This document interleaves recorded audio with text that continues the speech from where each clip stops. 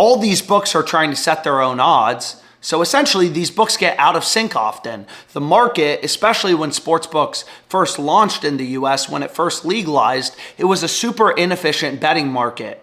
Bet the over on FanDuel, under on DraftKings, make a risk-free $20. That would pay for beer for the weekend. I loved it. So I would get home from work and I would just scan the market. I was doing this manually, which is insane. Okay, so I would get home from work, I would look at all these sports books for discrepancies and try to make a risk-free profit with arbitrage betting.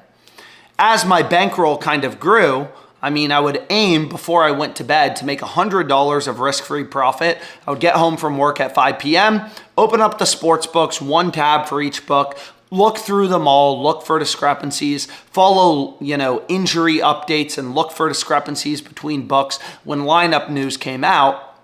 And I started making some serious cash. So ultimately, that's what drove me to get into sports betting full time. As I was making money with promos and then arbitrage betting, these were the main two strategies I was using initially, is taking advantage of profitable promos and arbitrage betting, a way to make risk-free money.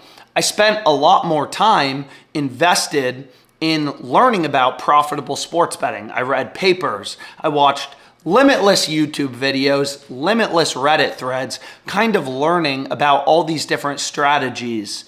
And ultimately, at some point, I loved my job, I loved trading, but ultimately, at some point, it was like, dang, I'm making $10,000 a month on the side as a side hustle, sports betting.